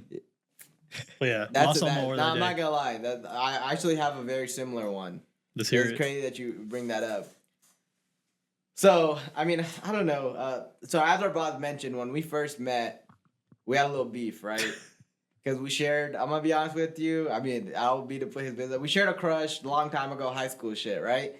Obviously, the girl liked Arbaz more or whatever. That shit was fucking annoying, right? So, but I'm resilient. That's the thing about me. I'm resilient, right? So I stayed friends with her. Like Arbaz was older than You us. did the whole I'm gonna be friends till I get No, a chance Arbaz thing. was older than us. He graduated. Like he went away. I was able to get his ass out the picture. You feel me? Yeah. I was So, gone. so I was like, I stayed friends with her, whatever. Mind you, I'm deep in the friend zone at this point. Like I'm talking. How much about, we're talking? How many years? I mean, bro, like we were friends from like sophomore year to we're talking about freshman year of college now. It's been like at least 3 years, and I'm still slowly working on this, Damn. right? And so one time yeah, I mean, fuck it. We're just gonna talk about it. So one time she lived in Austin in college, right? So I went to go visit her, and she was like, oh yeah, we're gonna ride city bikes. You know the city bikes? We're gonna ride city Yeah. bike. Like city bikes had just come out. They were like the shit. Wait, so you had she agreed to go on a date with you after 3 no, years? it wasn't a date. We were such deep friends that we're just hanging out. Yeah, I mean, Did you think it was a date? I mean, I was hoping. I I hope so. That, Well, that's not did you romantic. guys ever talk about it though? Did you ever say like, No, can yeah, we go on a date? I told her every 2 months, and she would be like, "I'm gonna remind you. I'm gonna tell you again." No, why do women do this, bruh? Like, you know the guy likes you. Why are you doing this And then to you're him? like, "Let's go ride city bikes around the city," and then you're like, "But how did you misconstruct that? Yeah. Like that's not a cute ass date, right?" Besides the point, right? So mind you, I'm 3 years in. I'm deep in the friend zone. I'm finally glowing up a little bit. You know, like I'm starting to hit the gym. I got like a better haircut going. Like, you know, you're in college now, dressing a little bit better. So I was like, all right, this is my opportunity, man. Like we're adults. We're living on our own now. I'm like, all right. So I go to Austin. You know, we get the bikes. We're city biking around the city, right? She was like, oh yeah, like I always ride on this trail. I'm like, okay. Mind you, this trail is like hilly and bumpy, and it's like not like a new nice trail. Like it's like the sidewalk is cracked and shit, right? So we're going, and I'm starting to get a little antsy, right? Like I'm like, all right, like this is getting a little like bumpy, and I'm kind of losing control of the bike, bro. When I tell you, like a turn came, and I fucking busted my ass, and she's riding behind me too, so she literally sees me eat shit. Damn. Like freshman year of college, that was when I stopped pursuing her. What did you do in that moment when you got up? Did you try to like play the cool guy? Did you try, a big mistake people make when they fall and embarrass themselves? They try to get up too quick. I definitely got up too quick. I tried to get up so fast that maybe she wouldn't have seen me fall. Yeah, you gotta sit there for a second. You gotta laugh at yourself. Yeah, you know what I mean? And like I got up and I was like, oh no, I'm good. Let's hop back on. Let's go. Like you're still wobbly a little my bit. bike's broken. The handle doesn't work. I'm trying to blame the bike. You know what's one thing I learned about falling? The best way to play it off is look at the person who saw you fall and just laugh. Yeah, I mean that's what I'm saying. It's kind of like what he said is like just laughing about it, but it's like there's nothing that you can't be a cool guy falling down. Like I think, nobody looks cool falling. Yeah, I'm not gonna lie, that was negative 10,000 aura though. Well, that's because in that moment you liked the girl a lot, and like you felt like you built up after 3 years. This might have been the night where it's like I feel like I'm on a date finally, and then fucking went downhill for you. For me, dude, the time that I felt like I lost my aura was actually recent. Right? You did lose it recently. I was meaning to talk to you. Yeah, go ahead. Let me know when you think. So look, I see this guy at Alpha Land that he has a ton of followers and he's a cool guy. And I want the relationship, right? So, you know, we're conversating, we're heading out the gym, and I'm trying to be cool. I'm trying to be cool with the guy. I'm kind of we're going back and forth, just chatting, right? I'm trying to show him like, I got it like that too. I'm gonna, eventually make it. And I get in my car, the windows down. He's in a nice car. He's in like some nice Corvette, right? I'm driving my Dodge Dart. I get in my Dodge Dart. I put the window down, and I'm like, all right, Brody, it was nice meeting you. And then I pull out and turn, boom, hit the fucking pole right next to me, right in front of the guy. That's negative. And then I fucking he got to get out of his car. Hey, bro, you good? And I'm like, nah, it'll get off. It's not that big of a deal. And he's like looking at that shit like that's dentist. Yeah, dude, I never talked. Wait, this happened recently? Yeah, it happened recently. Damn. Fuck, dude. Yeah, right. I was like, dude, this is. Wait, this happened like this past weekend when you went? No. This happened like a year ago or something like that. Yeah. Yeah, I'm not gonna lie. If I was a girl watching that would have given me the ick. I mean, you're a guy, girl, fucking doesn't even matter at that point. Well, for me, it was more important because I really wanted the guy to think I was this cool guy. Maybe he'll collaborate with me. You know what I mean? Yeah. So, now he's like this guy's Wolfie's not like that. He's not like he's really that. not. Like he's really not like Wolfie's, that. He's somewhere else. But yeah, no. In that moment, I remember driving home like. Fuck, man. Yeah, that's the best way to describe it. You just want to hate yourself. I'm telling you, when I fell off that bike, the whole rest of the time I was like, "You stupid idiot, idiot head, meathead, idiot sandwich." Like, no, both of y'all's stories though were pretty embarrassing. Like that's just oof. I mean, bro, mine just happened to me when I was like 19, bro. At least our boss was like 8 or whatever. Yeah, like it's like kids fall down. All the time. Like I was fucking 19. Oh my god, bro. But to continue. I wanna. The thing is, like, what's it called? We wanted to do Would You Rather, but I wanted to see if you had any good ones before I. I don't really have any Would You Rathers. I mean, we can just. I want to use this Would You Rather though to also start giving some context about Arbaz a little bit because Arbaz has been vibing with us. Dude, no, let's talk to him about travel junkies, bro. No, yeah, like that's what I'm saying. So I was gonna ask him like so. Arbaz, like tell the audience a little bit about yourself, bro. I feel like your travel. He's a world traveler, guys. The reason, honestly, that Arbaz wasn't here when we started the podcast was because the boy took a year and fucking started traveling the world. Yeah, I mean, to give some context, 2022, I had got my first, not my first job, but I was getting paid well. I just got promoted recently, and I had been wanting to travel for the longest. And y'all were holding me back, if I'm being That's honest, true, because that's nobody true, was yeah. down. Also, keep in mind, I was a year ahead of these guys just because I started working first. So I was kind of a little bit more established, so it was understandable. But I was like, you know what? Fuck it. I'm going to Thailand. That was like my dream vacation. Signed up for a tour and just sent it. For 2 weeks, 3 weeks actually, I was gone. 2 weeks in Thailand, 1 week in Indonesia. And I just fell in love with traveling, dude. Just being out there, especially by yourself, you feel like main character. You're walking around, nobody knows you. You can be whoever you want to be. There's no And preconceived notions. yeah, and just that feeling, I fell in love with it. And I'm gonna say early 2023 is I got laid off from my job, and I was applying for jobs and was struggling, was getting no luck. So I was like, you know what? When am I gonna get this chance again? So I was like, you know what? I'm leaving the U.S. Had no plans where to go. I just knew the first spot I wanted to go was Jordan. Jordan was on my list. I was like, fuck it, I'm gonna go to Jordan. And one country led to another, and 1 month led to another. I was gone for like 6, 7 months, traveled to like 8 different countries. And Wow. during that time, I was like, you know what? I really love this. Why don't I make like a business out of this? So I started Travel Junkies. And essentially, I'm pretty OCD. I like to plan a lot. I'm the guy when you want to go on a vacation, I'm gonna plan everything A to Z. You just gotta show up and just have a good time. I'll let you know how much you got Venmo me. Just pull up. I He's, can he's that attest, father bro. who's gonna be with his family 7 hours at the airport early, just 7 hours. No, waiting. but I can attest to someone who's traveled with Arbaz. Like, you really just gotta show up. You Really show just gotta up, show he's up. gonna be like, "Oh, dude, we're getting breakfast at this vibey spot. I know you mentioned a couple of days ago that you like eggs, so we're going to this egg spot or this waffle spot." I'm like, "Dude, that's fucking thoughtful as hell." Like, So I do want to ask you. So like obviously, feeling like you're the main character when you travel solo is a big part of the reason why you fell in love with traveling. But if you had to describe the feeling that you get when you're on an adventure, how would you describe that? I want to say the best way to describe that feeling is think of a time where you were just in the present. Mhm. I feel like, I mean, with life in general, you always think about the past or the future, and you're never truly just there existing in that moment. Mhm. With traveling, you get that feeling. That's Well, the at only least- time, right? That's the only time I get that feeling. I'm not worried about what bill is due or what assignment I gotta get done, or stuff that doesn't really matter. You're just in that moment, experiencing what's around you. dude, that's a clip. That's yeah, that's a good. And that's what I'm trying to do. I'm trying to get him as many clips as he wants That's for a Travel fucking Junkies. clip right there. I just saw it happen. You know, I was sitting here. I'm like, that's an IG clip.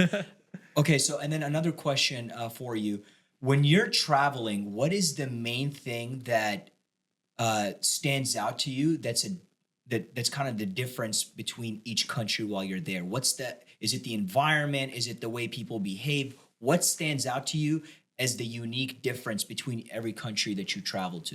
100% the people. With every country, there's different people, and all those people have their own different story. When I first started traveling, I would just go on Google and find what are the top 10 best spots to explore in this country. But from that, I started, wandering off to my own side missions or side adventures, going onto the streets, talking to the people and locals, and just hearing their stories is really what makes the adventure even more fun, because you get to hear their side of them, like what their life is like. So now when I travel, yeah, I like to do like the mainstream stuff, like check out like the big spots that you want to check out. But honestly, I want to go to like a random street, chop it up with the local, see what their recommendations are, and just hear their story. What do you think about like life outside of the U.S.? Like, what do you think of, like, you've been to so many countries? Like, do you feel like they have a different approach on life? Like, Oh yeah. With us, I feel like we're focused on so much of living the American dream, like getting rich, getting a house, getting a car. Over there, well, on the other side of the world, anywhere you go, they take it day by day. Like, dude, like I woke up, I gotta go to work. I'm gonna make it a good day. I'm gonna have a good time. I have a family around me. There's no stress over there. I feel like that's the biggest difference. Like over here, like when I left for those 6 months, it was amazing. I was not stressed out. I was living in the moment. When I got back day one, I was like, oh shit, I gotta I gotta get a job. I gotta, pay my car. All this stuff is like stress just comes automatically. For some reason in America, For some reason, one thing that I've noticed in America is nothing ever feels like enough. You know what I mean? Like you meet a guy, oh dude, how much? What do you do for work? They tell you their job. They tell you they make 150K, right? You're like, oh dude, that's great. Dude, I gotta make 200K. I gotta buy another house. I gotta buy another car. Oh, I want to get married or this or that. Like there's always a next thing approaching. Nothing ever, bro. I'm gonna be honest with you. I think Americans give themselves like 3 days to celebrate anything. Which is why the United States is the best country in the world, brother. Let me tell you this. We are so competitive that we've built an environment where every single individual will feel like they're behind if they are not constantly pursuing the American dream, right? You see other countries, they are so comfortable that they've literally built an environment that even their businesses run off of this like really chill system. It's like everybody's waking up at like 11 a.m., 12 p.m. and opening their business at like 1 p.m., closing at night. And as far from a stress standpoint and happiness, yeah, they're probably a lot more happy, but they're gonna find it a lot harder to compete on a worldwide level with that kind of mindset. Ahmad, you're good, bro. You've been here from Jordan for a long time, but you're a citizen now. I gotta renew my passport. yeah. Like you don't gotta do this. I say a lot of shit. We say a lot of shit on this podcast. He said America's the greatest country. You know what I mean? Donald. I got a trip to Jordan this summer. I don't want any complications at the airport. Bunky, I gotta tell you some funny shit, bro. When I travel, right? And as an Arab guy, I enter the airport. Mind you, Bunky, I have not checked in anywhere. I haven't even given anybody my ID. I walk in, I hear on the PA system, I'm out of shore. Please step to the front. You're like, how do y'all know I'm here? And I look at my brother and I'm like, dude, I don't even think, how do they even know that I'm here already? Like, we haven't signed in. Maybe they just, they're just checking. And then you just hear the people, no, we see you. We're right there. We're watching We've already bugged your phone on the way to the Uber. Yeah, but it's crazy that like, a lot of these countries, they're just, the best way to describe it is their lifestyle is a lot slower pace. And I mean, brother, I think they wake up, right? You know how like we look at our life a lot and we're like, dude, I gotta, like I said, gotta get the next promotion, the next job, gotta always improve, gotta get a bigger house, nicer car. They're like, dude, I'm living the fucking dream. Yeah. Bills are paid, life's good, roof over my head, food on the table. What more is there to ask for? Exactly. So to bring it back to Travel Junkies, because I want our boss to get a few clips off for his page. So obviously you've started Travel Junkies, which is a brand that represents adventure, excitement, spontaneity, being spontaneous. And so far you've built some sort of fan base where they like seeing the aesthetics and seeing you travel, and at the same time you create itineraries for people. Where do you see this brand going, and what is it going to eventually evolve into? The ultimate goal, I mean, of course, you always want to make money out of businesses, but for sure, the ultimate goal is to create a community. I feel like people get caught up, especially in America, with like, chasing the dream. But my message to the people out there is, life is short, enjoy it. Whether it's through traveling or whatever you want to find that brings you happiness, go do that. So that's the ultimate goal. And I want like-minded individuals within that community that help these other people realize that, of course, my group is travel-based. So I want to create people where like, you're going to an adventure. Oh, let's meet up. Oh, you don't have anybody to travel with? Let me come with you. So people are always scared to take that first step like I was. But if there's a community around you that supports you, I feel like that's, because you're right, bro. Being lonely, especially in another country, is terrifying to a lot of people. There's some people who get awkward when they're at a restaurant and the person that they're with takes 2 minutes to go to the restroom. They'll take out their phone because they don't want to be seen like looking around. Yeah. It's a terrifying experience to be alone in another country. What would you say to people who want to try to travel solo? What advice would you give them? How would you encourage them? Yeah. I want to say just be you, because I know that's a really, vague and like basic answer. But like with me, I'm a very shy person. I'm a very quiet person. I portray this image on social media, which I like to, be out there, which I force myself to be. Yeah. And that's the beauty of traveling. Like, if you're shy or, want to be out there, when you're in a different country or different place, nobody knows who you are. You can be whoever you want to be. So, once you're getting up, nobody's looking at you. 100%. Nobody's focused on you. They're focused on themselves. They're focused on, what are these other people thinking about me? When the other person next to you is thinking the same thing. Yeah, facts. No, I mean, I think, bro, I honestly think, bro, that this is like you said, like you have always been a little bit more like internally reserved. I think this shit, like you've been a different person since you come back. I For feel real? like you're like more of like 100%. I feel like as someone as your boy, and like obviously this is more meant for us, but like it's our fucking platform, you know. So it's like I don't feel like you ever feel the need to cap about anything anymore. Yeah, that's a good You're point. very authentic. And the best way to describe how you came back after, you know, the 6-month adventure you went on was, one, you were naturally positive all the time, and you seemed more appreciative of everything, whether it was the people around you, whether was it whatever the situation was, where like before maybe you'd be like, I don't want to go to this, like I've already Yeah. done it 1,000 times, or did it, like you felt like you were more appreciative of everything. And so I'm guessing that's something that you can only get to when you've done that kind of traveling, because bro, I wouldn't say it's, I mean, necessary traveling. I want to say I became more appreciative because, like I said, when I got laid off, everything that I felt like mattered was taken away from me. I'm like, oh shit, like I don't have an income anymore. And then What's my status? well, yeah, now? what's my status now? What am I gonna do now? But that, you know, taking that away and putting things into perspective is like, this shit doesn't really matter. Like, you're gonna get a job, you're gonna, you know, get bills paid eventually. So it's like, you know, just do stuff that makes you happy. I think it's like I think it goes from I think this is like a perceived notion of men. They have their value attached to something, Oh, right? yeah. Whether it's like your job, your physique, your charm. You know, men always like to equate your car. How many fucking dudes do we know that their like car is like their sign that they Yeah. fucking did it? You know, and it goes back to bro, like, who are you when all that shit's stripped down, bro? Yeah. 100%. And Yeah. I will say, Christian Guzman shared a quote recently that I thought was really interesting. And I'm not going to be able to say it word for word, but the quote said the following. It was like, if you let the days pass by day, and you avoid taking a chance and a risk on chasing your dreams, you're going to develop this self paralysis in your head that constantly reminds you that you're a coward and that you're not where You're a you loser. need to be. You're Right. and you're internally you're a loser. Yeah. And you brought up, one of you guys, I think it was you brought up a really good point yesterday. If you lived, if the multiverse really existed and you were able to look at different versions of yourself in other universes, do you think, how would you compete against your other versions of you? Would you be the best version? Would you be the mediocre version? Do you think you'd be the bum out of all the other versions of you?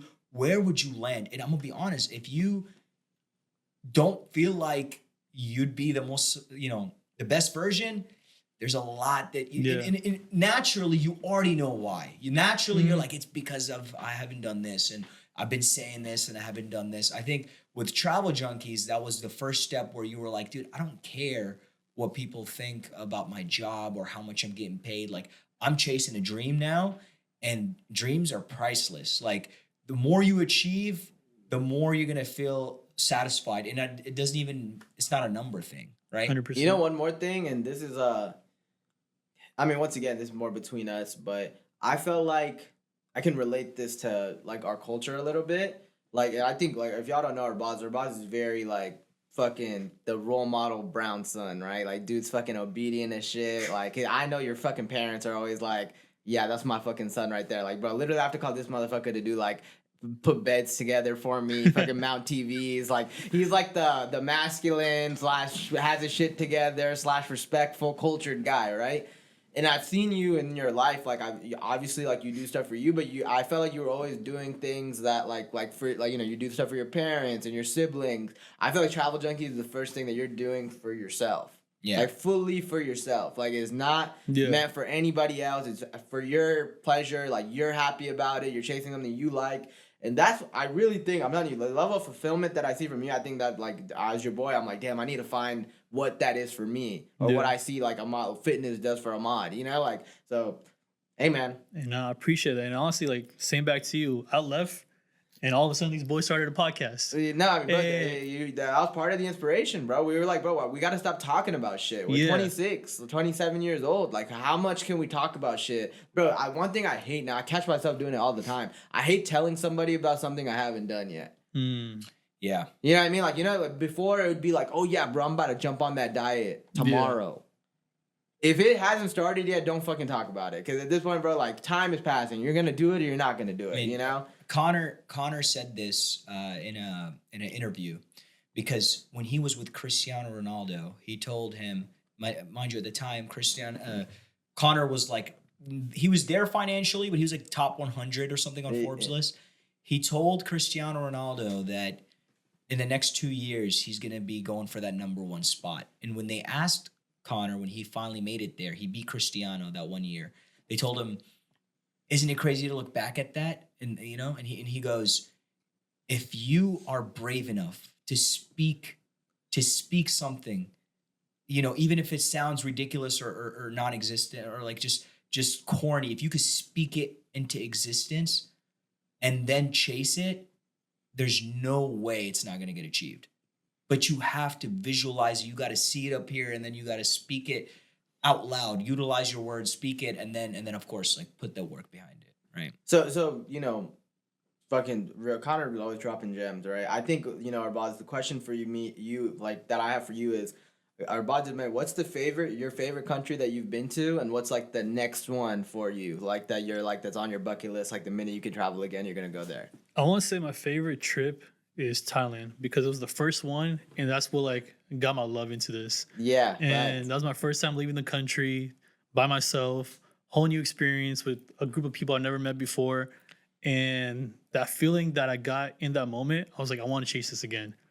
And that's why I kept on going to the next country and the next and the next. And that's what made me fall in love with it. So Thailand definitely 100% my favorite. 10 to 10 recommend 10 out of audience. 10, Go to 100%. fucking Thailand. Oh, yeah. Food, people, experience, 10 out of 10. Outside, inside, they got everything over there, right? Like outdoor Easy. activities, fucking, Mhm. you know, you want to relax. They got nice ass villas and Oh, shit yeah. like that. Like it's lavish, luxury, and adventure. Oh, yeah. I want to say next trip that I really want to go to is Vietnam. My friend did a bike tour. He was on a motorcycle for like 2 weeks exploring the country. And it looked insane because Vietnam, the nature aspect part of it is beautiful and the food is great. So that's Yeah, what it's I'm crazy. choosing. You don't hear a lot of people say Vietnam, but people who travel, they'll tell you like it's up there with Thailand. Oh, Well, yeah. you know, Vietnam. I'm just kidding. Shit almost got political over here. I feel like there's just tensions between the U.S. and Vietnam still, you know, because they low-key gave us that work and that. Yeah, I might have some trouble coming back to the U.S. if I'm being honest. Yeah, like they're that's what, you know, we low-key took an L for Vietnam, so it's like, but people don't like to praise it, but it's low-key beautiful. I've seen Yeah. through IG now, you know, that it's beautiful. Why are you getting so nervous? No, I feel like I'm about to No, stop. I'm thinking if we got anything else or if I Wait, should what's close. Vietnam's the next one? Yeah. I want this. I think we got to put some statistics on this. I want to see you at 150K when the trip is over. I want That you would to be get awesome. 20K followers. I feel like that's not a crazy. We thing had a to good say. month. I've gained 7,000 followers Same. in 1 month. I've So gained 7 followers. 7. if we can keep up the trend, follow me on Wolfie Like That on Instagram. If we can keep up the stats right now, hopefully this trip will take me. But that's the thing, bro. With content, it's like you gotta have. Not only do you gotta be doing well, but you gotta also have pending shit, like a pending project. Oh, dude, down the line we got this thing coming up too. Like, you know what I mean? So you know that you're building the momentum for yourself. You know? Yeah, bro. And like, you know, last but not least, before we close out, our boss, Travel Junkie Services, you know, sell yourself one time. Guys, I know when you travel, the most painful thing to do is planning. So I take that pain away. Whatever country you want to go to, there's a Google form I ask my people to fill out. It gives me more information about, you know, what you want out of your trip. I set up a call with you. We talk more about it in detail, and I take care of the rest. 2-week turnaround, and I'll have your trip planned. But coming up, I'm having my first ever event. Travel Junkies Network is doing the first ever event on July 27th. I'm calling it Copa International. It's a 4v4 King of the Court soccer tournament. So come up, show out. It's going to be a great time. Insert the flyer right here. Meet some new people, maybe your potential future travel buddies. Yeah, exactly. So come out. It's going to be fun. Hey, Hell that's yeah. a wrap for season 1. I do know. Hold up. I want to talk to the audience. Yeah, here you and got it. chime in. Don't come So, here like that. guys, this was the finale of season 1, right? It's been a great season. It's been a wonderful season. We've had so many ups and downs. We've gone through so many controversial topics.